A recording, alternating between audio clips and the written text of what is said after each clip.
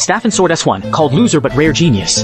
Because in this magic-dominated world, swordsmanship is seen as the most worthless skill. Only those abandoned by God's practice the lowest art. Until this so-called loser appears and proves that true strength is truth, swordsmanship can surpass magic. Before this, the protagonist was an outcast. Even his senior looked down on no magic but top theoretical knowledge. Unable to cast magic, he was dismissed as useless and could only endure the teacher's deliberate bullying. Thankfully, the class troublemaker helped. Not helping, but humiliating.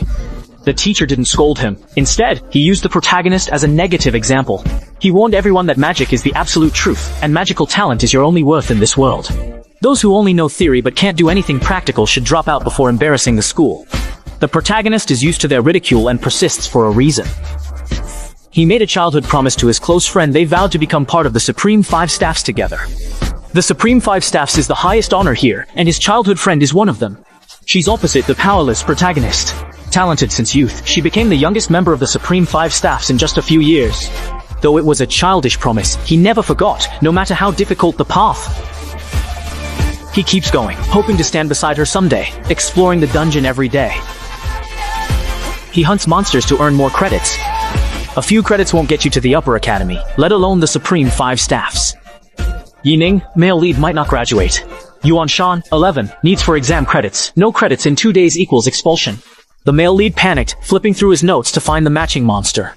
Feeling sorry, the teacher offered a hint. There's a monster worth for credits on the 6th basement level. It's a type the male lead hasn't defeated yet. The male lead, excited, hugged his teacher. They didn't realize their conversation was overheard by the red-haired student outside. If he kills the monster before the male lead would be expelled as a failure. To be safe, the red-haired student brought to others who disliked the male lead. The 3 were enough for that monster. Unexpectedly, the lower level had suddenly changed.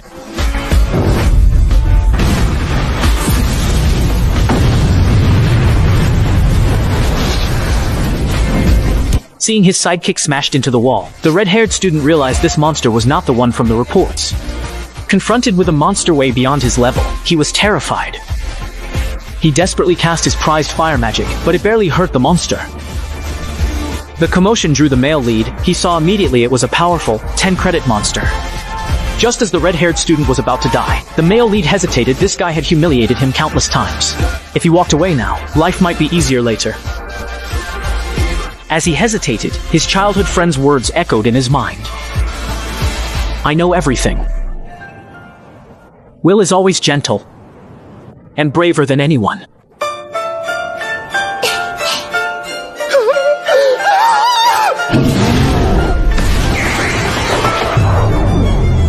So at least be like a sword.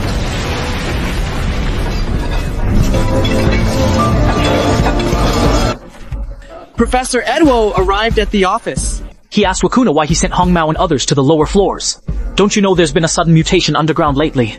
Wakuna was unaware and was about to send magic envoys to search for them. But upon hearing they went to the 6th underground floor, Wakuna instantly calmed down.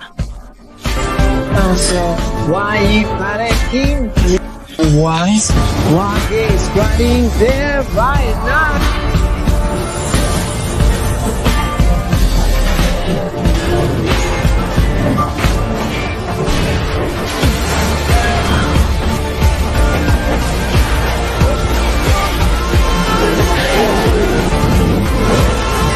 The protagonist finally stopped hiding his strength. Faced with stronger evil spirit sentries than expected, he used a ghostly movement technique, perfectly dodging all attacks and striking every vital point with terrifying power and exceptional skill, completely disproving rumors of his uselessness. Edwo was in utter disbelief. In contrast, Wakuna remained calm. Seeing the protagonist as an anomaly, he had no magic power, but possessed immense strength unfit for a mage, and agility and resilience like a dwarf. Even more astonishing, he could perfectly predict an opponent's moves after just one look. Will truly couldn't use magic. But in this magic world, he was the only warrior. As the battle reached its climax, the monster made its dying counterattack. The protagonist calmly swung his 1,000-pound ruler with the final blow. Everyone is amazed by this force that reshapes reality.